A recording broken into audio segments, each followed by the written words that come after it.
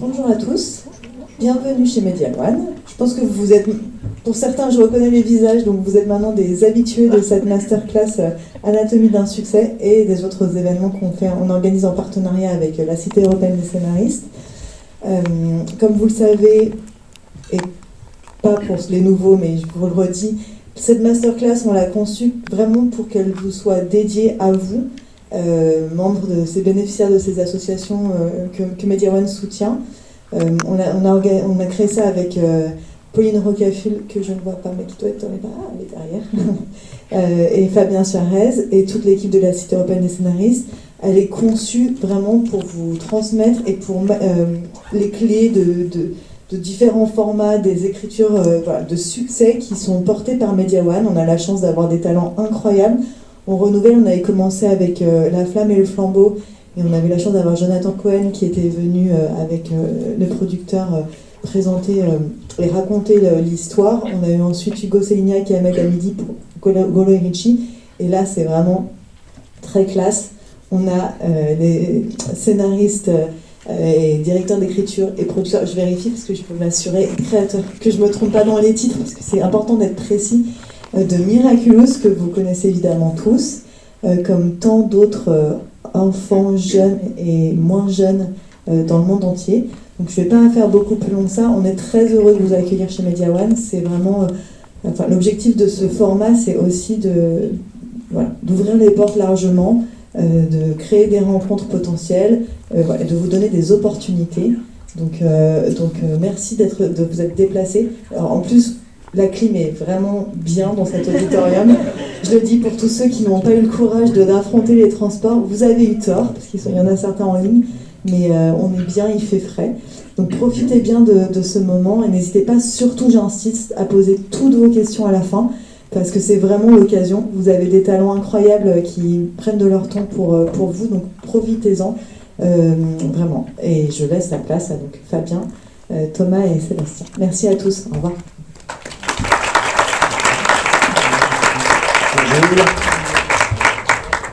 En fait, j'avais prévu de vous dire quelques mots sur Miraculous, mais quand même, première franchise d'animation française dans le monde, donc je pense qu'on n'a pas besoin, tout le monde la connaît. Donc je vous demande tout de suite d'accueillir le créateur Thomas Astruc et Sébastien Thibaudeau, Jonathan Cohen et producteur exécutif. On a 1 heure devant nous et j'ai beaucoup de questions à vous poser, donc autant qu'on commence rapidement. Avant de s'intéresser à la série, on va s'intéresser au créateur de cette série, à vous. On va commencer par toi, Thomas. Je voudrais que tu nous racontes en quelques mots comment tu es arrivé à l'animation. Avant de nous raconter comment tu as créé Miraculous, mais comment tu es arrivé dans le monde de l'animation. Moi, j'ai fait de l'animation parce que je voulais faire de la BD. Et école de bande dessinée, du coup école pas du tout. Donc je savais pas du tout, et puis j'avais pas l'impression d'avoir un très bon niveau en dessin, donc je cherchais une école qui m'aiderait à progresser en dessin, et puis par hasard je suis tombé sur Les Gobelins, c'était pas très connu à l'époque, et j'ai postulé, j'ai été pris un peu par miracle, et c'est là où je me suis rendu compte de l'erreur que j'avais fait, parce qu'en fait quand tu débarques dans une école d'animation, t'apprendras pas à dessiner. Le prérequis c'est que tu sais dessiner et que du coup tu vas apprendre à faire bouger les choses. Donc autant te dire que j'ai galéré grave pendant toute ma scolarité. Ça avait rempli l'espoir en même temps. Oui, non, mais en plus j'ai fini avant-dernier de ma promo, donc j'ai failli pas avoir le diplôme, donc voilà, la nullité peut mener à tout. Condition d'en sortir. Voilà, non, À la sortie des Gobelins, du coup, tu sors des Gobelins, tu commences à travailler directement dans l'animation, sur des séries. Tu peux nous dire un peu. J'ai d'abord travaillé sur Blake et Mortimer, qui s'enorgueillissait d'être la dernière série d'animation au monde faite sur cellulo, entièrement en analogique, pas d'ordinateur du tout. Et après, j'ai enchaîné sur d'autres séries. Et quand tu dis travailler, tu étais quoi, animateur, storyboarder? Layout. Donc loin de l'écriture a priori. Ouais. En fait, je me suis rendu compte avec le temps en fait, que j'ai toujours eu envie de créer des histoires et de raconter des histoires, mais je me suis dit pendant très longtemps que j'avais rien d'intéressant à raconter et que donc ça servait à rien que je commence à ennuyer les gens avec mes histoires. Ok. Voilà, parce que quand les gens prennent le temps de t'écouter et de t'accorder accorder leur attention, j'estime que c'est important de ne pas perdre leur temps, enfin de ne pas leur faire perdre leur temps, et donc d'avoir des choses intéressantes à raconter.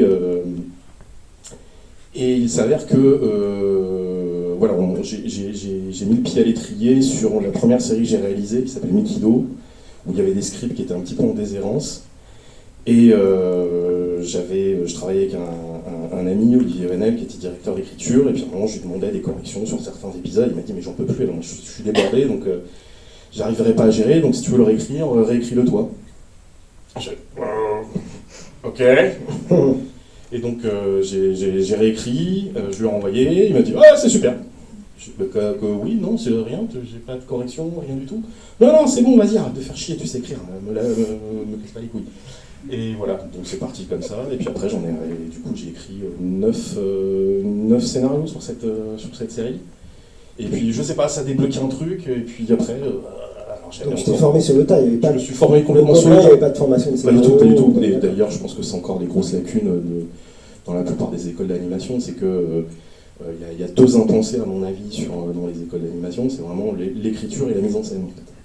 On t'apprend la technique, on t'apprend à faire bouger les choses, on t'apprend à manipuler plein de logiciels, mais ce truc-là, vraiment, l'écriture et la narration, la mise en scène, c'est vraiment intensé. Et c'est aussi sur le tas, en fait, que je me suis rendu compte que depuis le début, en fait, j'utilisais le dessin comme un outil pour raconter des histoires, en fait.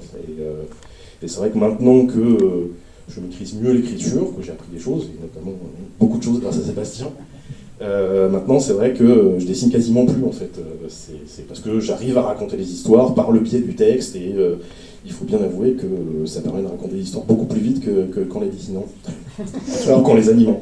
Pour ceux qui n'ont pas revu d'épisode de Miraculous, on vous a demandé à tous les deux, donc on va commencer par toi Thomas, on t'a demandé de choisir un extrait qui symbolisait un peu la série, qui représentait quelque chose pour toi, et puis tu vas nous expliquer pourquoi. On va passer le premier extrait. C'est là que je lance le premier extrait normalement.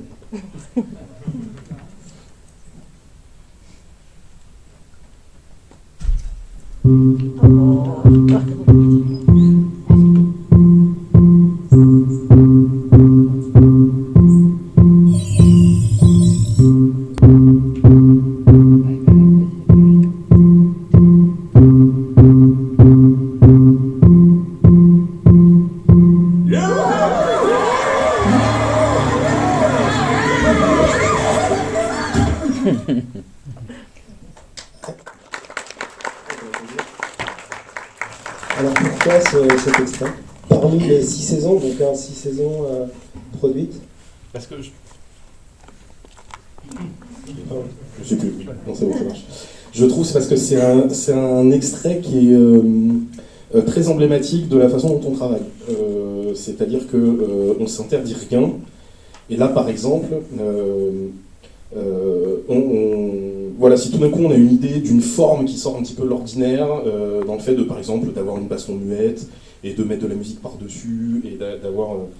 voilà, on se l'interdit pas, on va le faire, et puis on en discute, et puis à un moment, une chanson, attendez, j'ai une copine, elle chante, et on fait un truc, on renoue avec... le côté que j'aime bien dans l'animation, c'est le côté artisanal. Vous voyez, c'est le côté, on pitouille, on trouve des trucs, on s'interdit rien et on essaie juste de faire des trucs cool et intéressants sans forcément penser à tout le côté qui peut être parfois très très chiant en série, et c'est le côté très technique, très procédural, très faut respecter les processus de fabrication, etc. Voilà, donc j'aime bien cet extrait parce que il a l'image de ce qu'on fait, et je pense que c'est une des raisons du succès de Miraculous, c'est on s'interdit rien, et on pitouille des trucs, et on essaye des trucs, et on prend des risques, et moi je pense que c'est payant en fait. Tu penses que c'est le succès qui vous a autorisé cette liberté, ou c'est cette liberté qui vous a amené le succès? C'est notre liberté qui nous a amené le succès. Vas-y. L'entraînement, c'est la poule et l'œuf. Ah ouais. Je sais pas si... Comment ça marche? il faut que ce soit fait. Comment tu fais? Tu pousses sur les petits boutons. Allez. Hop, là, ça marche. Allez, c'est le travail d'équipe. Voilà. C'est une illustration du travail d'équipe. Non, je sais plus ce que c'est. Oui, c'est la liberté. Non, on a toujours. Moi, je me suis toujours battu pour notre liberté, depuis le premier jour. Okay. Parce que je me suis dit, si on doit faire un travail comme ça une fois dans sa vie, bah, faut le faire à fond en fait. Et si on n'a pas cette liberté, j'ai envie de te dire, tu fais notre travail quoi. Enfin, en tout cas, c'est ma philosophie. Je sais que c'est celle de Thomas aussi, donc on s'est bien rencontrés là-dessus. Ouais. Alors Sébastien, toi, comment tu es arrivé à l'animation? Version courte. Version courte. Version courte. On a qu'une heure, version courte. Sinon Ouais, je n'ai pas du tout de l'animation. J'étais dans le live. J'avais fait un scénario pour le cinéma, un autre pour la télé. J'ai continué à travailler pour la télé. Et à côté, comme c'est un travail, on gagne mal notre vie quand on est scénariste au début, et que j'adorais enseigner et transmettre le savoir, et que j'avais beaucoup étudié l'écriture. En fait, j'ai enseigné dans une école. Et à travers ça, je me suis fait connaître parce que j'avais fait des cours un peu spécifiques sur le cartoon, sur le dessin animé. Et j'ai fini par rencontrer des gens qui travaillaient dans le dessin animé, qui faisaient une série merveilleuse. Et ils m'ont dit, tiens, viens essayer de travailler dans le dessin animé. Je dis non, parce que je sais pas écrire des trucs rigolos ni rien, ça va pas marcher. Mais j'ai quand même essayé. Et ça a marché. Et en fait, ça a marché très très vite. J'en ai écrit 6 avec eux, je crois. Et j'avais beaucoup aimé le travail de direction littéraire. En fait, j'avais rencontré pour la première fois de ma vie une directrice littéraire dans l'animation et je trouvais qu'elle travaillait formidablement bien, que c'était très intéressant de travailler en binôme avec un réalisateur. Et je me suis dit, ah, c'est ça que je veux faire en fait. Et je découvre en fait ce jour-là ce métier-là parce que j'aimais bien traîner aussi dans les studios, comme quoi ça c'est à la rigueur, s'il y a un conseil à donner, c'est quand vous faites un travail, n'hésitez pas même à aller au-delà de ce que vous faites pour comprendre votre travail. Quand on est scénariste, en plus, on voit juste un petit bout de la lorgnette. Moi j'aime bien tous les métiers pour en avoir fait. J'ai fait version courte, mais j'en ai fait beaucoup d'autres aussi dans le métier, de la production, j'ai fait du montage, j'ai fait plein de choses. Et c'est intéressant d'aller dans les studios, de rencontrer les gens, et c'est comme ça que j'ai vu comment ils travaillaient. J'ai dit, ça, direction d'écriture, j'aime bien. Coup de bol, je sais pas pourquoi, parce que bon, voilà, j'ai juste dit ça, vraiment, mais elle a été très attentive et bienveillante, cette dame. Et un jour, en fait, Jérémy Zag, qui venait de créer Zagtoon, cherchait un directeur d'écriture ou une directrice d'écriture. Et il se trouve que cette personne-là a dit, moi je peux pas le faire, mais je connais quelqu'un, qui était moi, qui a fait 6 scénarios d'animation et qui vient du live, donc rien à voir avec cet univers normalement. Et j'ai rencontré Jérémy ce jour-là, et ça a été un coup de foudre, mais c'est pour de vrai en fait. Je vais pas le raconter en entier parce que sinon ça va être long, mais ça a été un vrai coup de foudre, mais mutuel. Vraiment comme quand on rencontre la femme de sa vie, quoi. J'ai eu 2 rencontres comme ça, c'est avec ma femme et avec lui. Non mais vraiment, je pense qu'on s'est changé nos vies mutuellement. Et c'est quelqu'un qui a eu plus confiance en moi que je n'avais confiance en moi pour faire ce truc-là à ce moment-là. Et Miraculous, c'est finalement la 2e série sur laquelle je travaille. Et à l'époque, il faut savoir qu'il n'y a aucune série à l'antenne. Donc, le succès, je pense que c'est d'une part notre liberté, pour revenir à ta question précédente, et l'autre, c'est aussi vraiment d'avoir rencontré un producteur hors norme. Jérémy Zag, c'est quelqu'un qui nous a fait une telle confiance et qui nous a tellement accompagnés, qui a toujours défendu nos idées en se disant ils ont raison, que ça c'est à mon avis c'est ce qui permet cette liberté là aujourd'hui. Tu avais une formation, tu avais une formation de scénariste? Ouais, t'as vu, je l'ai zappé. Ouais, j'y reviens. Non, j'ai fait l'ESRA et c'était très bien, moi j'étais content. Moi aussi. C'est vrai? Ouais, mais oui. À quelle année? l'ESRA 89. Ah ouais. 94. Rentrée. Ouais, 94-97. Ah ouais, on s'est croisés de loin. Excusez-nous, du coup, on en parle un peu aussi bien.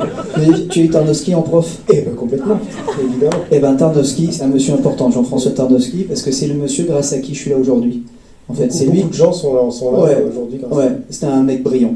C'était un génie de la mise en scène et de l'écriture, parce qu'il relie. Et ouais, voilà. Donc voilà, d'accord, je suis passé par là. Toutes les grandes personnes passent par là. Exactement. Le mec qui parle tout seul, excusez-nous. Vous voulez boire un truc, un café, on vous même quelque chose si vous voulez. Donc ça, et ensuite j'ai surtout développé l'écriture, j'ai surtout appris l'écriture ensuite avec quelqu'un qui avait fait l'ESRA avec moi au même moment, qui s'appelle Marc Herpoux, qui aujourd'hui a fait beaucoup de séries et qui continue à enseigner. D'ailleurs à côté. Ne pas.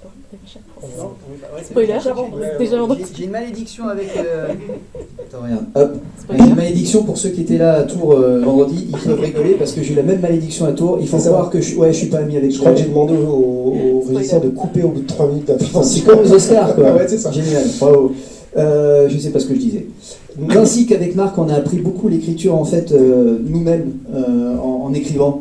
Et en allant chercher aussi, en essayant de se trouver un maître finalement, et un jour on a trouvé un monsieur qui s'appelle Troby, qui n'avait pas encore édité en France, et donc on a acheté le livre aux États-Unis. Et quand même, ce que vous racontez tous les deux, c'est que Miraculous, c'est pas votre première série, vous aviez quand même une expérience avant. Souvent, parce qu'on a plein de jeunes scénaristes et qui peut-être peuvent se dire, Miraculous, ça va être ma première série, mais vous aviez quand même une expérience et de direction d'écriture, et d'animation, etc. Ouais. Ouais, je sais pas si on aurait eu la même assurance si on était tombé dedans tout de suite, peut-être pas. Hein. Non, Par moi, je exemple, sais que sur Miraculous, c'est le produit de toute l'expérience que j'ai acquise avant, en fait. Ne serait-ce que dans la façon de gérer comment dire, j'ai beaucoup travaillé avec Disney, avec des studios américains, donc je sais exactement ce que les Américains, par exemple, te censurent, etc. Donc voilà, il y a plein de trucs. Enfin, Miraculous n'aurait pas pu exister, je n'avais pas appris de toutes les expériences que je vais avoir. Alors Sébastien, tu as choisi un extrait aussi. Oui. On va voir, et après tu vas nous expliquer pourquoi. Donc on peut lancer le deuxième extrait.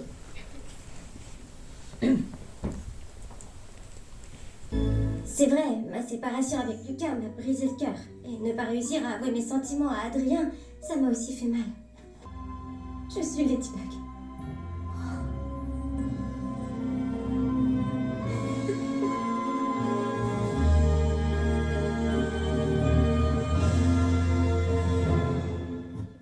Oui, maintenant on veut la suite. Faut pas s'exclure. Oui. D'ailleurs, on s'est demandé à l'époque si de finir là-dessus, ça n'allait pas. Comment allaient réagir les chaînes. Fin Non. de saison? Pas du tout. Pas du tout. Début de saison. Début de saison. Ok. Complètement improvisé. D'accord. En fait, moi je l'ai choisi parce que ça illustre notre façon de travailler aussi. C'est-à-dire qu'en fait, on suit nos personnages. Et dans cet épisode, je ne vais pas tout raconter sur pourquoi on l'écrit, mais on est dans une période où on a beaucoup de choses à gérer, c'est difficile. Et en fait, au bout d'un moment, on se rend compte, alors on ne se rend pas compte sur le moment quand on le fait, hein, mais je peux vous le dire aujourd'hui, on se rend compte qu'on est un peu comme Marinette en fait. On porte un secret, on porte une charge de travail qui est énorme, et on a besoin d'en parler. Et pour la petite histoire, c'est pour ça que je l'ai choisi, c'est parce que normalement l'épisode il s'arrête, là les filles rigolent, et puis elles s'en vont, hey, salut Marinette et tout, machin, et normalement elles s'en vont, fin de l'atelier, on rentre chez nous. Et puis, on se dit, mais non, ça marche pas, parce que en fait, Alia, si on suit le personnage, elle croit pas à Marinette. Donc on se dit, ok, elle revient, elle lui dit, je te crois pas. Mais je suis ta copine, c'est pas grave, si tu veux pas me dire la vérité, tu me la dis pas. Et puis on continue comme ça, et on fait exactement ce qu'on fait quand on écrit souvent, c'est comme un jeu de rôle, c'est-à-dire que chacun commence à dire un dialogue. Et c'est un moment suspendu, en fait, où chacun dit une phrase. Et là, à ce moment-là, elle dit ça. Et là, elle dit ça. Et en fait, on se parle même plus. Enfin, on devient les personnages, juste on écrit en même temps. Et à un moment donné, le « je suis Ladybug » sort comme ça. Et à chaque fois que je le raconte, d'ailleurs, ça me donne vraiment pour de vrai la chair de poule. Et ça nous a vraiment fait pleurer sur le moment parce que ça nous a surpris. En fait, c'est des personnages, mais c'est comme un espèce de truc, franchement, on se croirait dans un film de fantôme, où ça arrive tout seul. Parce qu'on a suivi le personnage et on s'est dit, on va être honnête avec elle. Et ce qu'elle avait envie, Marinette, à ce moment-là, de cet épisode, c'est ça. Et c'était pas du tout prévu. Allô Jérémy, on a quelque chose à te dire, du coup j'imagine que l'annonce elle est quand même... Non, c'est mais, pas anodin finalement. Non, Jérémy nous fait entièrement confiance. Quand on s'est rencontrés, il m'a dit, tiens, voilà les clés. Tu fais ce que tu veux à partir du moment où tu fais pas n'importe quoi. Alors on va remonter du coup à l'étincelle, Thomas. Comment est-ce que... Parce que quand on entend le concept de Miraculous, il est pas... D'ailleurs on dit quoi? On dit Miraculous Ladybug, Miraculous les aventures de Ladybug et de Chat Noir. C'est quoi le nom qui vous... Non, Miraculous, hein. Miraculous, ok. Miraculous, et puis on met ce qu'on veut derrière. Après, Okay. vous voyez, on peut même mettre Miraculous Corp, par exemple. Alors, donc tu travailles dans l'animation. Comment est-ce qu'on passe de travailler dans l'animation à se dire, en fait, je vais écrire chez moi, et quoi d'ailleurs? Par quoi ça a commencé? Non, mais ça, je le faisais depuis très longtemps, en fait. Dans mon ordinateur, j'ai des dossiers, des piles de dossiers énormes avec plein de trucs que j'ai écrits, plein de concepts. La moitié verront, je ne sais même pas si 10% de ce que j'ai écrit vers un jour le jour. Mais... Non, ça, je le faisais depuis très longtemps, en fait. Dont Miraculous? Dont Miraculous, oui. Et alors, qu'est-ce qui amène Miraculous sur le dessus de la pile, finalement? C'est la faute à Nathanaël. C'est ta faute, Nat. Moi, je voulais pas le faire en animation, ça. Moi, je voulais le faire en comics. Ça commençait à me peser un petit peu le fait de faire l'animation, c'est quand même un processus très lourd, c'est vraiment beaucoup de travail, et j'aspirais à faire un truc plus, faire vraiment un univers de comics, parce que c'est ma passion, les comics, les super-héros, donc j'aspirais vraiment à essayer de créer un truc de super-héros à la française, et donc c'est ce que j'ambitionnais de faire avec Miraculous. Et puis en fait, donc j'en ai même pas parlé à Jérémy, en fait, Jérémy m'a appelé pour bosser sur un autre projet, enfin il nous a appelé, Nat et moi, pour bosser sur un autre projet. Et c'est Nat qui, à un moment, montrait il avait repris des dessins que j'avais fait pour Miraculous, avec son style à lui qui est beaucoup plus joli, plus long, et qui est époustouflant. Et il a montré ça à Jérémy, et là, Jérémy a dit « Putain, mais ça, faut le faire tout de suite, on le fait !» Voilà. Et c'était vraiment un enthousiasme débordant, et moi, j'avais déjà présenté le projet à d'autres producteurs. Je voyais bien que c'était un projet qui enthousiasmait les gens, mais à chaque fois qu'on en parlait, tous les producteurs me disaient « Ah putain, ouais, ça marche bien, ça faudrait le faire, mais faudrait que tu le fasses comme ça, tu vois. » Et là, tout de suite, pour moi, c'est « Ouais, non, ça, je veux plus faire ça, en fait. J'ai pas envie qu'on vienne faire pipi sur ce que je fais. Ça m'intéresse pas. » Et Jérémy, fait « Ah putain, non, je veux le faire. » Et je lui dis « Oui, ok, Jérémy, mais je te préviens, je veux carte blanche. Je fais ce que je veux. Voilà, je veux le faire à ma sauce. Pas de problème, tiens, vas-y, fais. Voilà, et donc je rejoins ce que dit Seb, c'est un mec qui nous a donné les clés du camion, et qui nous a fait confiance, et qui nous a laissé une très grande liberté pour faire notre métier. Donc autant sur du texte que sur des images, en fait. C'est-à-dire que vous aviez un espèce de petit dossier qui mélangeait texte et image. Oui. Tu peux aujourd'hui vendre de l'animation sans l'illustrer, entre guillemets, c'est-à-dire juste sur le concept. Tu penses que ça aurait eu le même poids? Évidemment que non, a priori, mais... Non, mais c'est compliqué à dire, mais d'autant que sur Ladybug, ce qui l'emporte, c'est... avant tout, c'est le visuel du personnage. Enfin, je veux dire, rouge, point noir, code couleur, enfin, tu vois le truc, t'as même pas besoin de texte, et tu dis « Ah ouais, ça c'est cool quand même ». Donc c'est pour ça que je peux pas te dire, tiens, maintenant en animation, on peut vendre ça fait ça. Je peux pas te le dire, il n'y a pas de règle en fait, en fonction du projet. Là, ça s'est passé comme ça pour Miraculous. Et une fois que Jérémy entre dans le process, l'étape d'après, comment vous arrivez à convaincre une chaîne, par exemple? Avec quel type de document, avec combien de temps de développement vous avez? Ça a été un développement très long, parce que le problème, c'est que Miraculous ne correspondait pas du tout aux desiderata du marché. À l'époque, quand Jérémy essaye de vendre le projet, il n'y a pas d'héroïne féminine, il n'y a pas de série d'épisodes de 20 minutes, le format privilégié c'est le 11. Une série, ça ne doit pas être localisé, donc le fait que ça se passe en France, c'est impensable.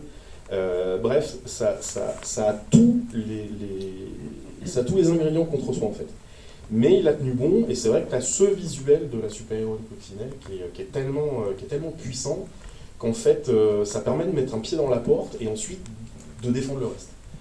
Et ça a été défendu avec brio. Alors ça s'est pas fait comme ça du jour au lendemain, ça a été, il a vraiment cravaché pour arriver à le vendre. Ça a demandé pas mal d'itérations aussi en fonction des demandes de chacun. Telle chaîne qui préférait ci, telle chaîne qui préférait ça. On s'est même posé la question de savoir est-ce qu'on le fait d'abord en film ou est-ce qu'on le fait d'abord en série. C'était un très long développement. Mais ce qui est intéressant, c'est qu'au final, après toutes ces itérations, on arrive finalement à quelque chose qui est assez proche du premier truc qu'on voulait faire en fait. Donc c'est ça qui est intéressant. Sébastien, toi tu arrives à quel moment? Très tôt, dès la première saison? Moi je ne sais plus combien de temps vous avez développé avant que j'arrive. Parce que moi j'arrive, je crois que la première fois que je le lis, je crois que c'est à l'été 2012, je crois. Ma première rencontre avec Jérémy, c'est 2009-2010, donc tu vois, c'est presque 3 ans après. Ouais, donc ils ont fait 2-3 ans, et en plus, moi je découvrais après, quand tu me racontais, ouais, on avait fait un truc, des concepts complètement différents. Moi, quand j'arrive, il me fait lire un document et il me dit bah regarde, tout le monde aime bien, mais personne ne le prend. Alors c'est quoi comme document? Parce que ça intéressant. C'était alors je sais pas, c'était sûrement pas la première Bible, je sais pas laquelle c'était. Non, c'était déjà une énième itération. On avait demandé des trucs. À chaque fois, on me demandait d'adapter, de trouver un concept, de retravailler le concept pour l'adapter aux idées qu'ils se faisaient les attentes des chaînes. Donc, par exemple, je me suis même retrouvé à développer un concept où en fait Ladybug n'était pas toute seule, elle faisait partie d'une équipe de super-héroïnes filles basé sur les insectes. Il y a eu un autre concept où on a dit non mais si on veut que ça se vende, il faut que ça se passe à l'école et que ce soit pour les petits et que donc Ladybug et Chat Noir ce soit les profs d'apprentis super-héros. Je dis ouais, mais non en fait non, le cœur du truc c'est Ladybug et Chat Noir quoi. C'est ça le cœur du truc, c'est ça qu'il faut qu'on raconte. Alors moi dans ce que je lis à l'époque, en fait c'est une Bible. Mais c'était un truc plus adolescent, jeune adulte. Donc l'analyse elle va vite, hein. Je lui dis bah oui mais t'essayes de vendre à TF1 et Disney dont la cible c'est 6-10, une série qui est ciblée plutôt 14-25 quoi. Ouais parce que moi c'était plus orienté comics, donc c'était plus ce que vous pouvez voir dans les films Spider-Man, c'était plus ça l'idée en fait. Et tu arrives en tant que quoi, Sébastien? En tant que directeur d'écriture. Directeur d'écriture. Donc c'est-à-dire qu'il y avait une chaîne qui avait signé? Non, il n'y avait personne. D'accord. Il n'y avait personne. Et Jérémy me dit tiens, travaille avec Thomas.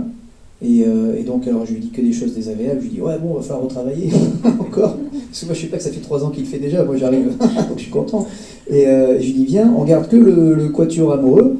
Et puis petit à petit, en fait, on a changé tout ce qui existait dans le truc pour essayer de le ramener à quelque chose qui était plus 6-10, quoi.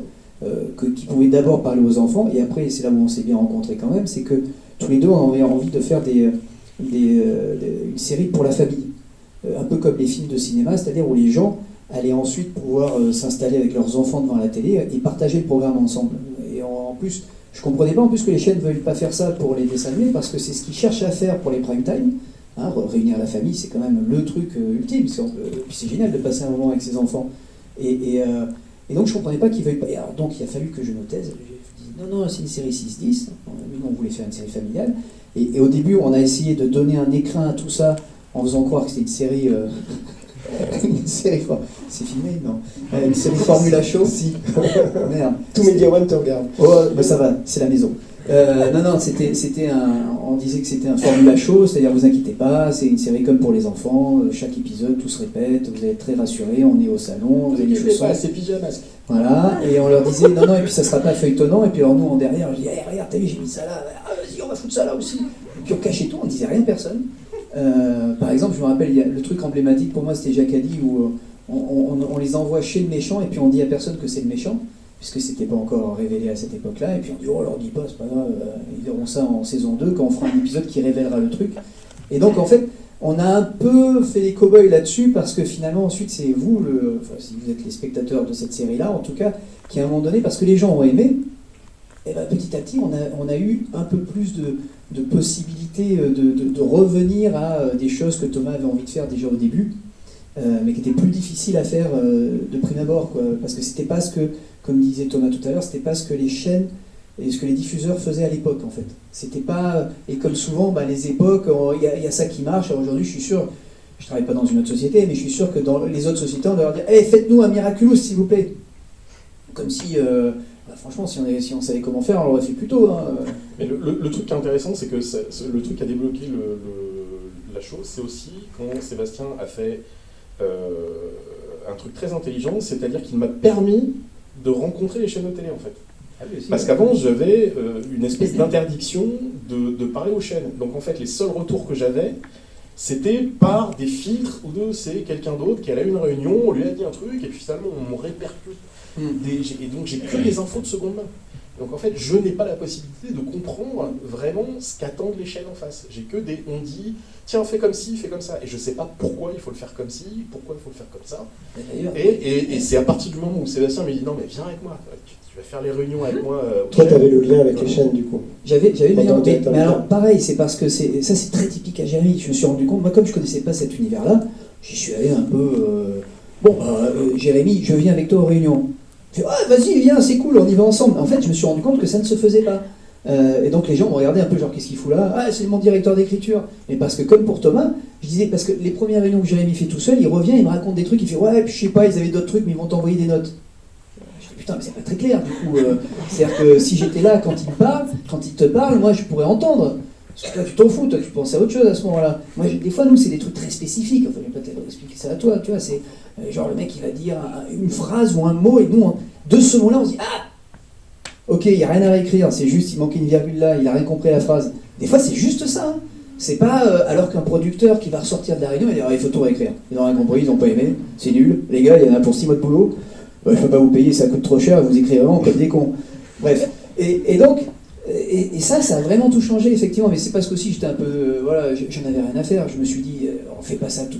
Moi, j'aime bien aller au bout de ce qu'on fait, tu vois, et de se dire, on a une chance extraordinaire, on se trouve là, on a entre les mains un truc qui est cool, bah vas-y, viens, on le fait à fond, mais bien.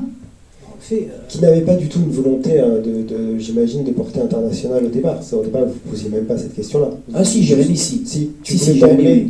Ah, c'est intéressant. Parce que du coup, ça a changé ta conception dans l'écriture. Tu réfléchissais plus universel. Qui travaille sur un projet pour qu'il n'ait pas de succès? Non, le succès sur une chaîne française, c'est pas pareil qu'un succès. Non, t'as raison. Les contraintes sont pas les mêmes. Je me pose pas la question en fait. De toute façon, comme l'a expliqué Sébastien, moi, là où on s'est retrouvé, c'est sur le fait de s'adresser à la famille, donc c'est-à-dire d'avoir le message le plus universel possible. Donc à partir du moment où tu essaies d'être universel, ça veut dire que de toute façon, tu vises n'importe qui dans le monde et tu essaies de trouver ce qui relie les humains entre eux sur cette planète en fait. Racontez-nous un peu l'écriture du coup de cette saison, première saison, mais des saisons en général pour que les gens comprennent comment ça s'organise en fait l'écriture. Là, vous parlez beaucoup tous les deux, j'imagine que vous avez une room d'écriture, ce qu'on appelle une room d'écriture, donc avec plusieurs scénaristes. Alors pas au début. Pas au début. Pas au début en fait. Quand on commence Miraculous, on a quelques auteurs qui sont très proches de nous, avec qui on écrit les premiers épisodes, et en fait on va travailler beaucoup.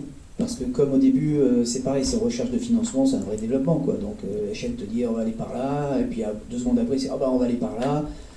Nous, on sait déjà un peu où on veut aller, mais on essaie de trouver le juste milieu. Mais la première saison, c'est vraiment avec plein de scénaristes qui amènent plein d'idées différentes. Et ce qui est compliqué, c'est de trouver le ton d'une série dans une première saison. Et donc ça, ce qu'on fait, c'est qu'en réalité, c'est vraiment un travail lié entre Thomas et moi au studio. On va réécrire, même un été, on réécrit ensemble plein d'épisodes quand on a enfin le 2e diffuseur qui sera Disney.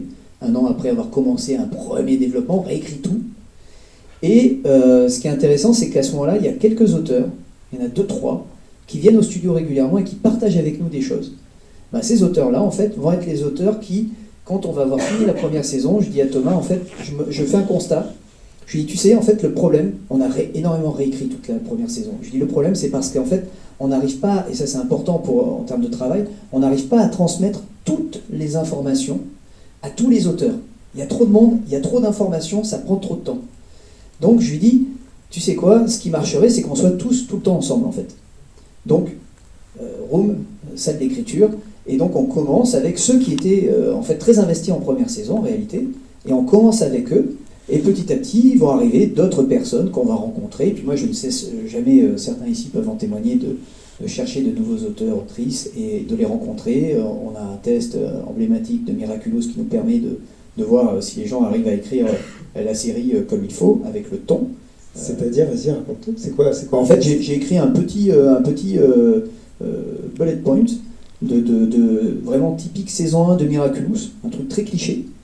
Mais je développe pas à l'intérieur, je dis voilà, il faudrait une première scène un peu comme ça, une deuxième scène un peu comme ça, et une troisième scène un peu comme ça. Et je leur propose ça, et je leur dis par contre, à l'intérieur de tout ça, racontez-le comme vous avez envie. Et je donne exprès pas trop d'indications, parce qu'en fait ce que je veux, c'est aussi voir s'ils ont compris la série, s'ils l'ont vue, s'ils ont compris le rythme, la durée d'une scène, la façon dont les personnages parlent, le mélange dont on parle souvent avec Thomas, le seriously stupide.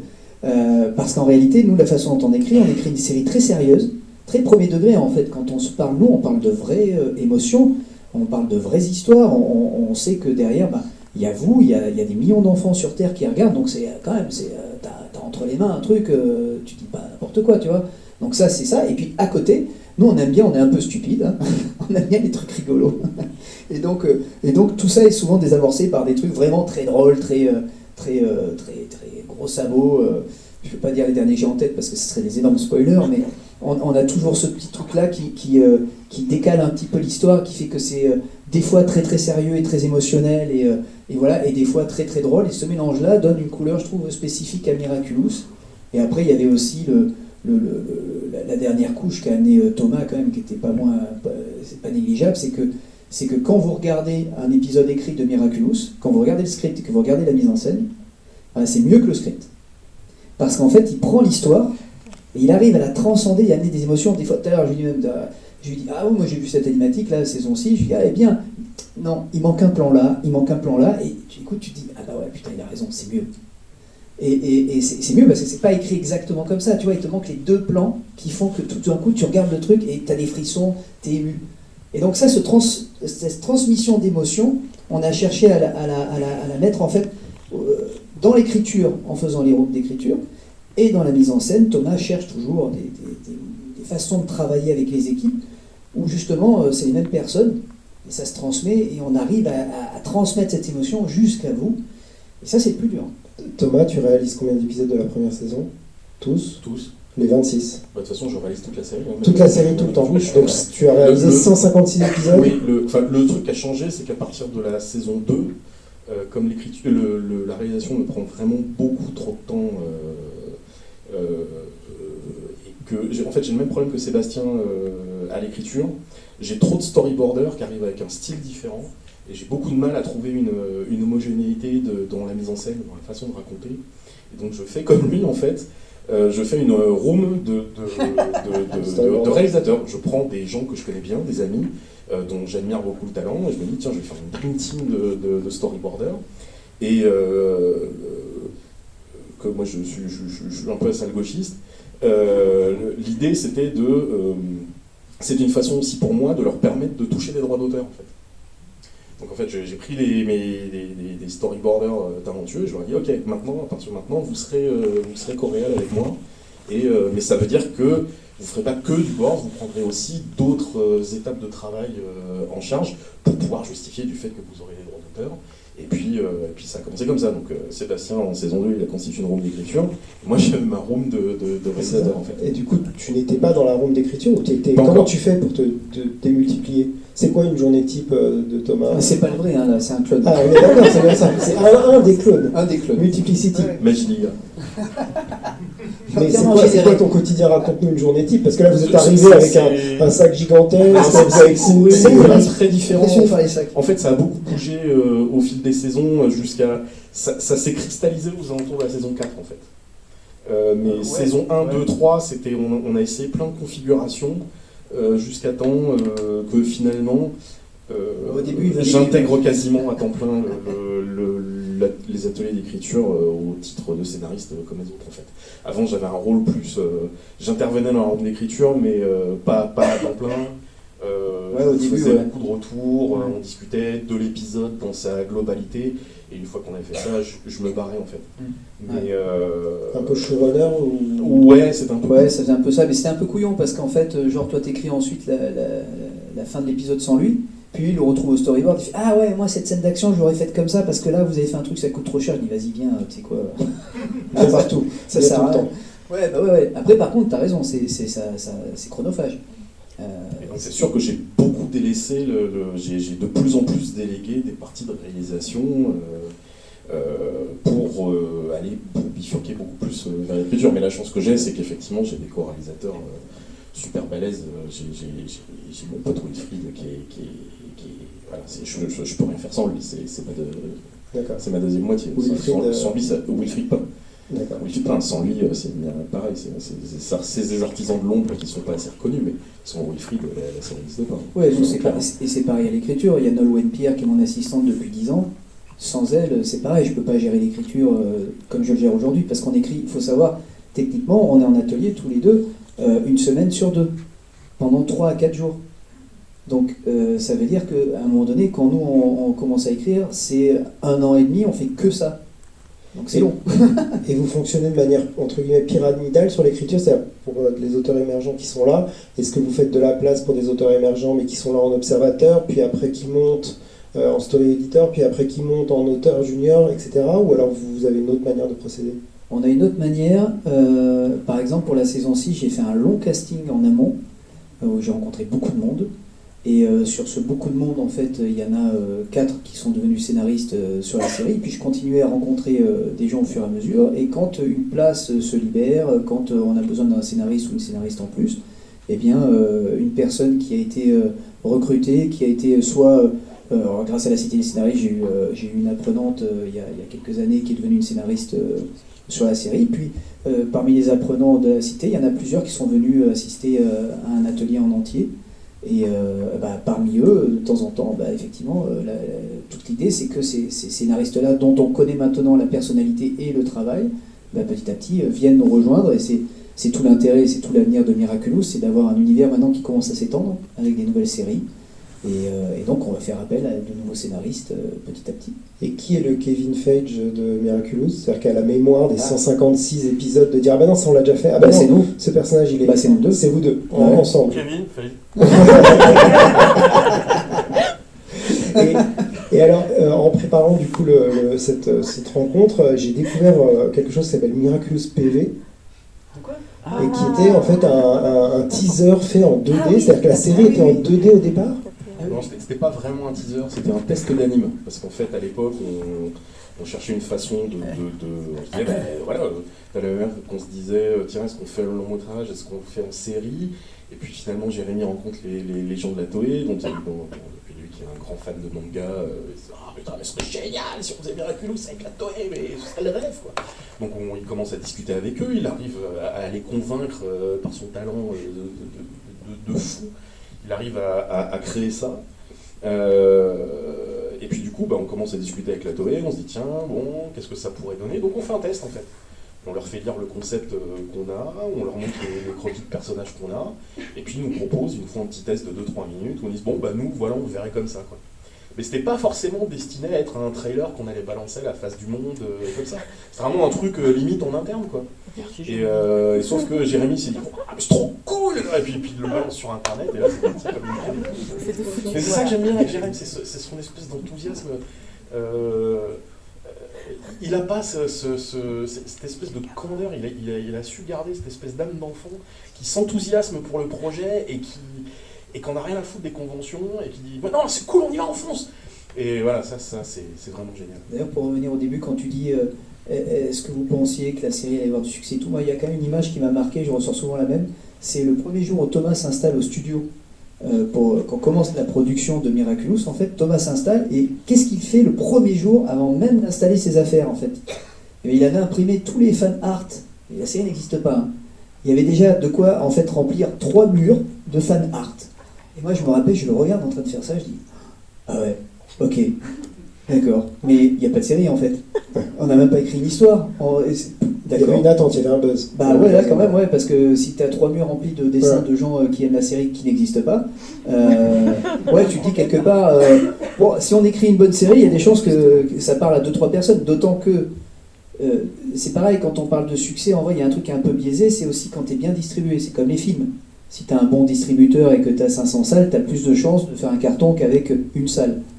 Bon, bah là, c'est pareil, c'est distribué par Disney et par TF1, et puis d'autres diffuseurs dans le monde qui sont les meilleurs diffuseurs dans chaque pays. Bon, bah, au moins, tu es bien exposé. Ça ne veut pas dire que tu vas avoir du succès, ça peut être nul ce que tu as fait, mais au moins, si c'est bien, ça va être vu. Voilà. Et justement, à quel moment vous avez su que vous aviez un succès entre les mains? C'est quoi le... C'est quoi 2 secondes? Non, mais c'est quoi l'événement qui vous fait dire oh là ça va être gros? Si je suis honnête, en fait, je pense qu'on doit le sentir quand ça commence à diffuser, puisque c'est à ce moment-là où je dis à Thomas, viens, on va se mettre dans une salle, on va écrire quand même la fin de l'arc de Gabriel. Et donc on est quand même au début, parce que c'est novembre 2015, et donc la diffusion, c'était quand? Septembre? Octobre? Octobre. Donc ça veut dire que très tôt, on sent qu'il y a un truc qui frémit, et on s'enferme dans une pièce un jour férié pour écrire cette dernière scène. Et on se dit, ok, on va là. Après, on commence à écrire. Tu parles de la saison 1? À la fin de la saison 1, on s'est enfermé pour écrire la fin de l'arc de Papillon en se disant, voilà, si la série a du succès, je lui dis à Thomas, il faut faire attention parce que le problème des trucs qui marchent, ouais, le problème des trucs qui marchent, c'est se dire, ah là, je vais faire plaisir aux gens qui aiment bien la série. Ou alors, je sais pas ce que je raconte, bon, je vais inventer des trucs. Non, il fallait se dire, qu'est-ce qu'on raconte? Qu'est-ce que tu as envie de dire? Ça ressemblerait à quoi la fin? Parce que ça a un sens, en fait, la fin. Enfin, la fin, c'est pas la fin de la série, du coup, c'est la fin d'un arc. Mais le fait, par exemple, que ce soit Marinette en civil qui réussisse à parler aux grands méchants, ben ça, c'est dans le premier truc. Ça existe déjà en 2015, quasiment 8 ans avant qu'on l'écrive. Le fait qu'ils utilisent les Miraculous de Ladybug, enfin de la coccinelle et du chat noir, c'est dans ce document-là. Et du coup, ça nous permet aussi, nous, pendant 8 ans, de se dire, on l'utilise pas. On le garde pour ce moment. Et le long métrage, du coup, derrière, après le succès, c'est le succès qui amène le long métrage, ou c'est aussi quelque chose où vous disiez, tiens, un jour on fera un long métrage, si ça marche, parce qu'on a telle envie. Parce qu'en fait, quand on regarde un peu de la manière dont Miraculous a été décliné, c'est absolument énorme. C'est-à-dire que là, je voyais, il y a Miraculous Londres, c'est ça, il y a une... donc, ils sont des espèces de...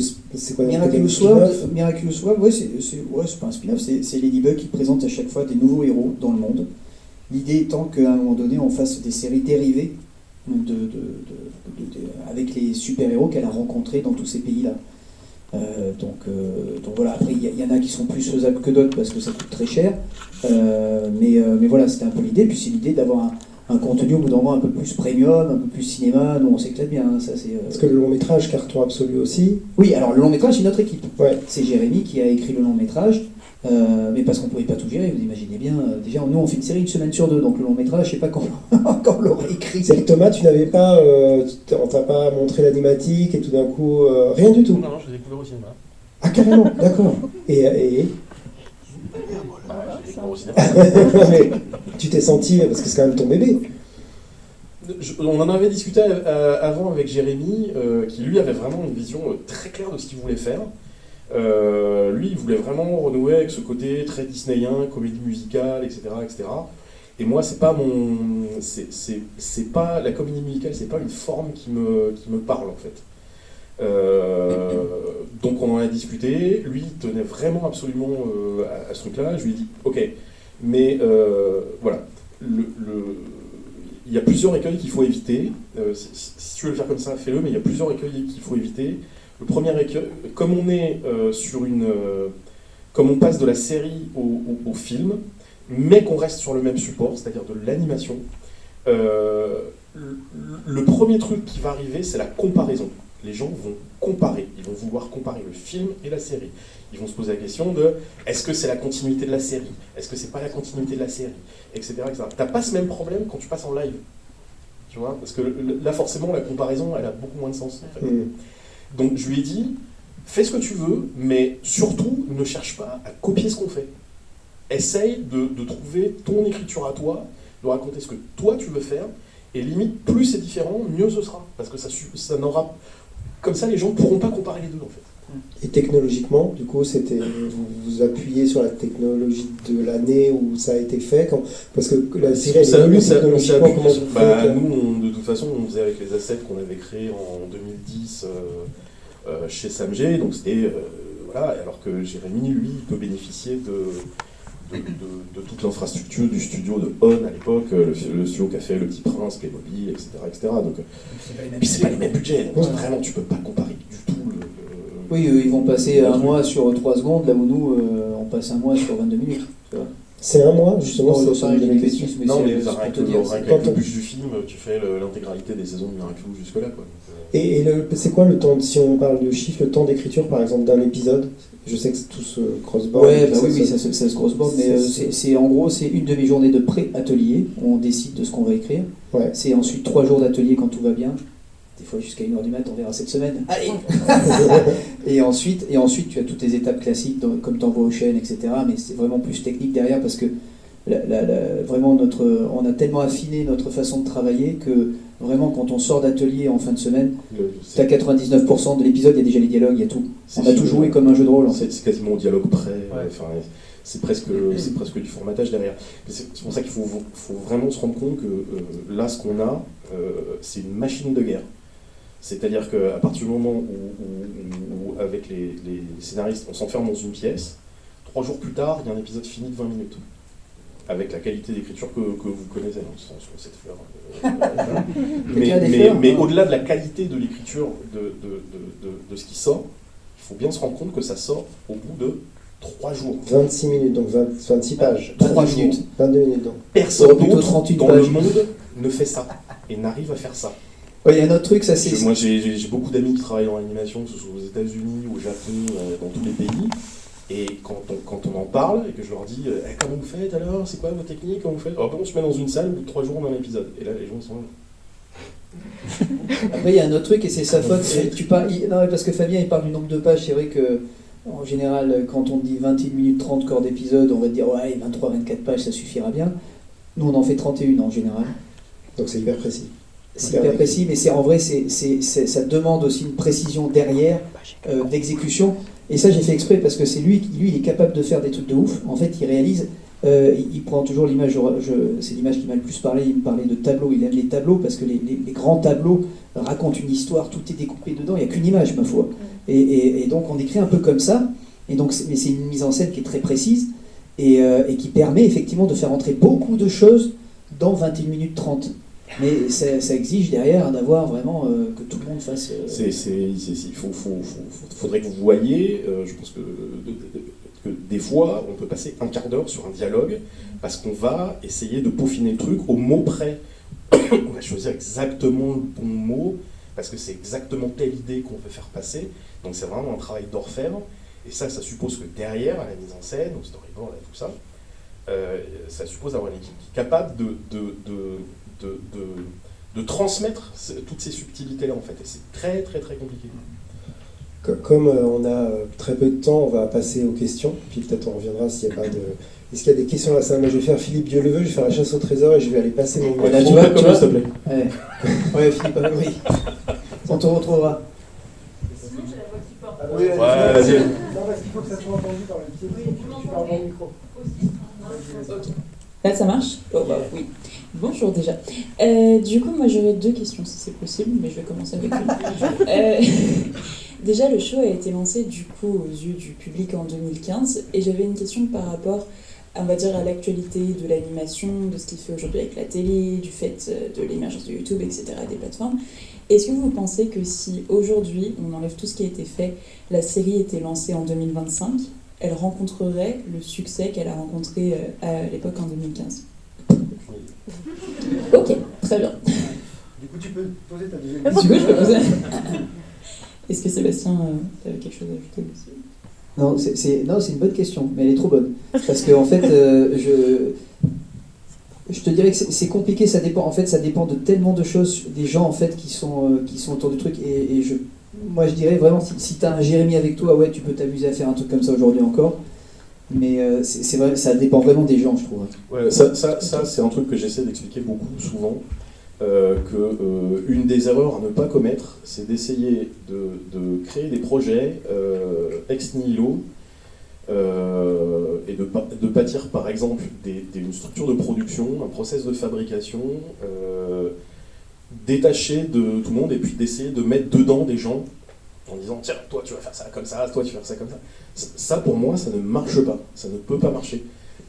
Tu ne peux, à mon sens, tu ne peux obtenir des succès qu'à partir du moment où tu construis autour des gens. Ouais. Et ça, j'en veux pour preuve que c'est comme ça qu'ils font au Japon. Au Japon, c'est quand ils veulent faire un projet, ils se disent ok, quel est le meilleur réalisateur pour fabriquer ce truc-là? Ils vont le voir, et après le mec il ramène toute son équipe et il dit moi je veux fonctionner comme ci, comme ça, comme ci, comme ça. C'est génial. Et voilà. Et je pense que si tu donnes pas la liberté aux gens de s'exprimer comme ça, tu auras peut-être un bon produit, mais qui sera très formaté, et il n'y aura pas cette petite étincelle d'humanité et d'authenticité qui fait que à un moment, ça va résonner chez les gens et ça peut générer un succès qui va au-delà du produit bien fait, en fait. Ok, génial. Merci beaucoup, c'est vraiment hyper intéressant à savoir. Et du coup, juste ma deuxième question. On va passer sur d'autres genres, Ok. parce qu'on va être obligé d'arrêter après. Très bien. Est-ce qu'il y a d'autres questions?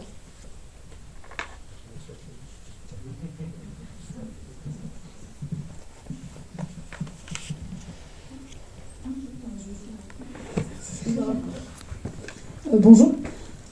Quel conseil vous donneriez vous qui avez commencé cette série? Est-ce que vous avez des regrets, des choses que vous changeriez, ou juste des conseils que vous donneriez à ce moment-là? Essaye d'être plus diplomate. J'y arrive pas, c'est terrible. Je suis devenu... j'ai très vite voulu devenir réalisateur. Ça a été très très difficile parce que je suis pas du tout mondain. J'ai absolument aucune diplomatie, aucun entre-gens. Donc en fait, j'ai essayé de compenser par la force de travail, et ce qui fait qu'en fait, ce que je sais faire a été remarqué par des techniciens comme moi, qui eux avaient un peu plus de facilité de communication que moi, et qui donc ont dit non mais attends, faut vraiment que tu bosses avec ce type, il fait des trucs bien. Mais voilà, ça a été très dur. Heureusement qu'il y a des gens qui m'ont aidé là-dessus, parce que sinon, ça n'aurait jamais marché, quoi. Ouais, les capacités sociales sont quand même... l'animation, ça reste un travail d'équipe, ça fait partie du métier, et c'est des trucs que j'ai pas du tout. Et j'en ai de moins en moins. Moi, je lui dirais, moi, d'il y a 10 ans, je lui dirais, va fumer ta clope sur la terrasse, il y a une coccinelle qui va se poser. Authentique. Mais après, on a arrêté de fumer, t'as vu? Ouais. Allez, plus besoin. Bonjour. Moi j'ai une question par rapport vous avez dit tout à l'heure par rapport aux réalisateurs japonais. Je sais que là il y a une sorte de spin-off de Miraculous au Japon. Donc la question, est-ce que vous scénarisez aussi cette série ou comme vous l'avez dit, vous donnez de carte blanche et confiance aux équipes japonaises qui vont prendre la Bible et le lore dans ce cas-là? Il n'y a pas d'équipe japonaise, hein, ça reste fabriqué en France, voilà. Mais effectivement, de toute façon, c'est un projet que j'ai écrit pour Jun, qui est un de mes co-réalisateurs sur les saisons précédentes. Et là, ça c'est vraiment un projet, je me suis dit, ça c'est pour lui, quoi. Et je l'ai pensé avec lui en tête. Donc oui, je lui fais confiance et voilà, on va voir ce que ça va donner. Maintenant, la réalisation c'est une chose, l'écriture en est une autre. Donc là pour le coup, on a écrit le spécial avec June. Les story arcs, on va s'en charger et puis aussi les premiers épisodes et avec notre ami Mathieu qui écrivait avec nous aussi sur les premières saisons. Et puis une fois du coup que la boule de bowling sera lancée, bon bah ma foi vogue le navire, après aux gens de s'emparer de la chose pour la faire vivre et y amener ce que eux veulent y amener. Donc ça sera pas forcément vous qui allez réaliser pour les jeux japonais. La série, j'ai déjà... oui, non, ça c'est sûr, la série c'est vraiment qui la réalise. Il y a un jeune homme là-haut. Philippe Dieu le veut. Je vais essayer de... Ah non, la réal, c'est un taf à plein temps. Tu peux pas réaliser 2 séries en même temps, c'est impossible. Déjà la première, j'ai du mal à tout suivre. Donc non, c'était à la fois impossible.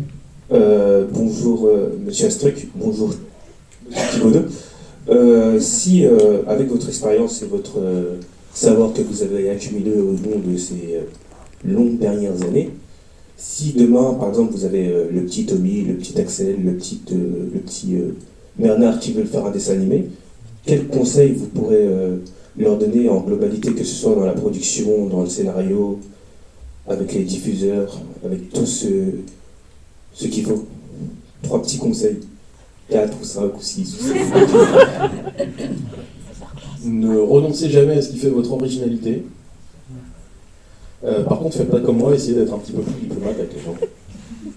Voilà. Enfin, essayez d'être plus... Moi j'ai vraiment plus de compétences sociales, c'est-à-dire vraiment tout ce qui est dîner mondain, les trucs comme ça, qui sont des moments où quand tu vas dans des marchés du film ou des trucs comme ça, où il faut que tu ailles rencontrer les diffuseurs, les producteurs et trucs comme ça. C'est un truc, j'ai beaucoup de mal avec ça. Je sais pas faire, ça m'intéresse pas. Je le fais parce que par la force des choses, il faut le faire, mais c'est vrai que moi je suis jamais autant à l'aise que quand je suis sur ma table à dessin, devant l'ordi, et puis que j'écris ou que je dessine. Le reste, me fait vraiment très très chier. Donc à ce niveau-là, je suis plutôt très, très miyazakien de ce côté-là.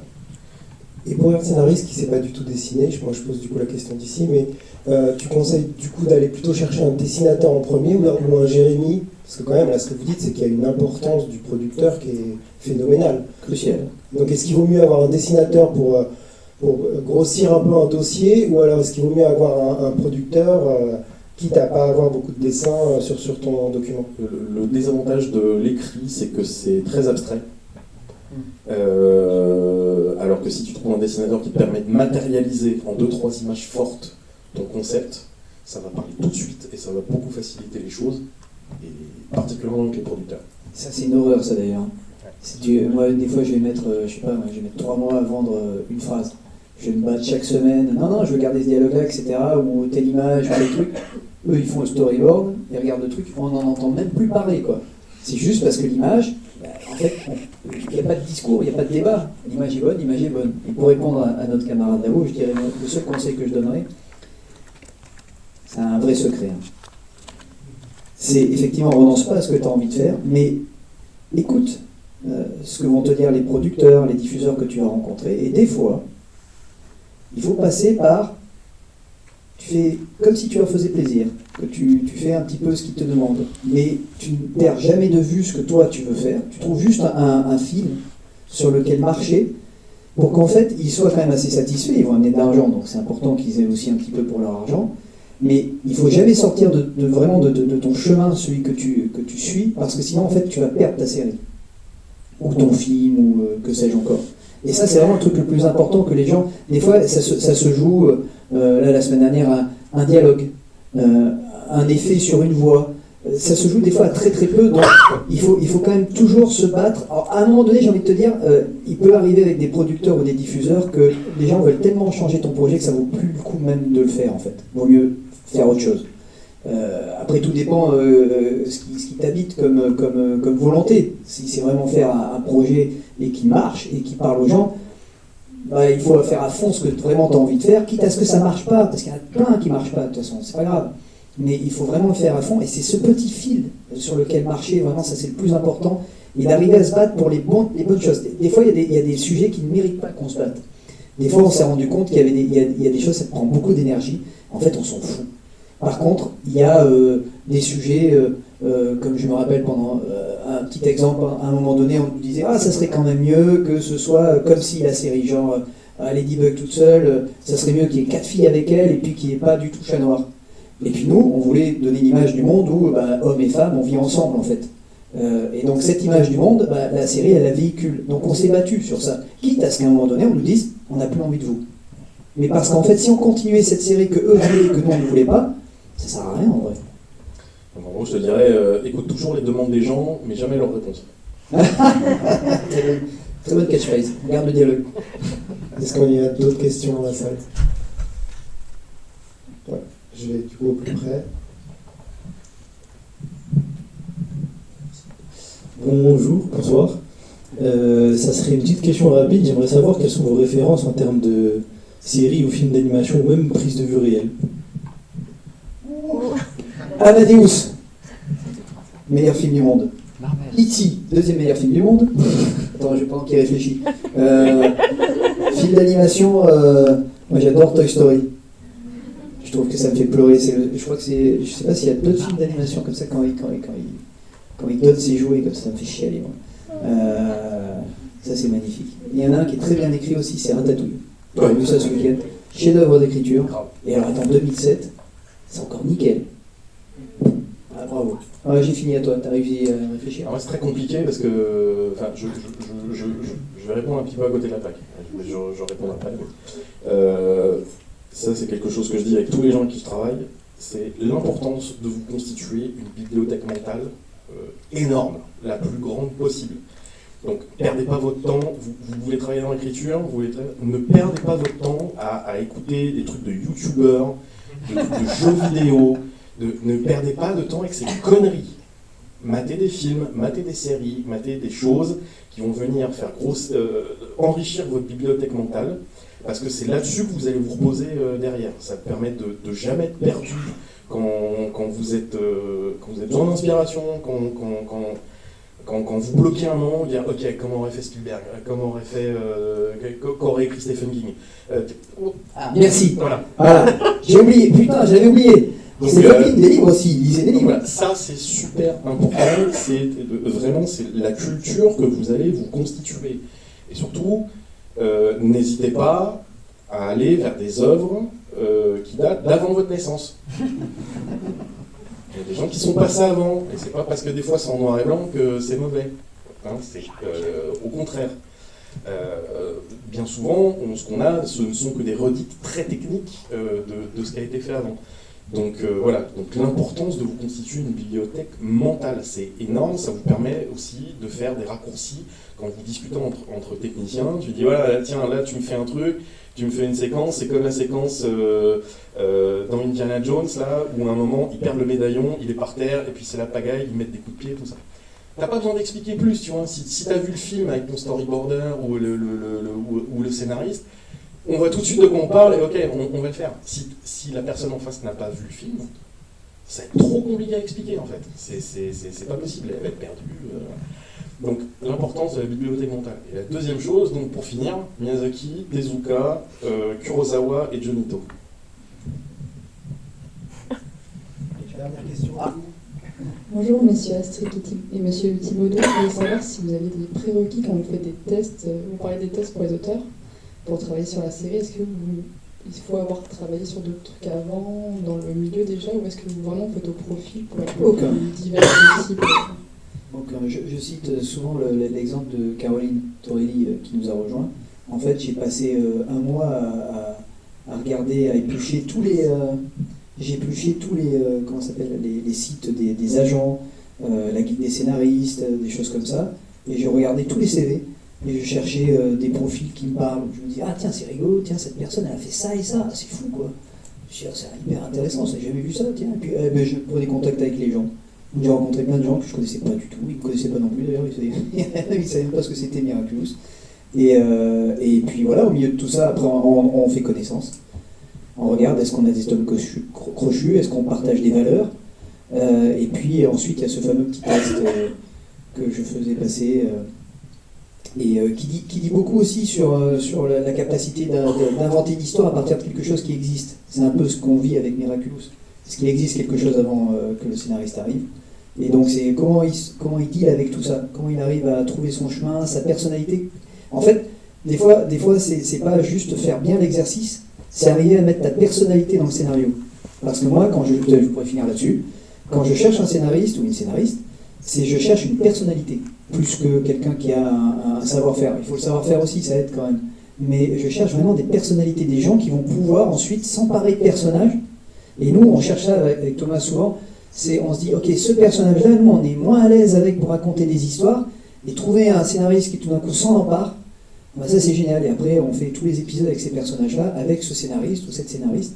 Et donc vraiment, ça rejoint ce que tu disais au jeune homme là-haut, c'est vraiment pas perdre ta personnalité en fait, parce que c'est ça qui fait notre différence, notre unicité, et c'est pareil avec les personnages dans la série, c'est finalement faire quelque chose qui les rend très uniques, et c'est ça qui les rend finalement universels et qui fait que ça parle à tout le monde, je pense.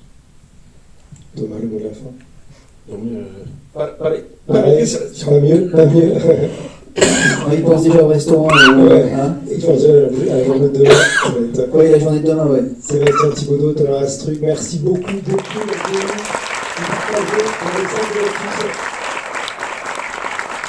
propose qu'on se retrouve dehors, il y a une projection qui suit, c'est pour ça qu'on était obligé de couper. Malheureusement, je suis désolé pour la jeune fille qui a des questions à poser, mais je suis sûr qu'elle va la poser dans un moment sans problème. Merci à vous.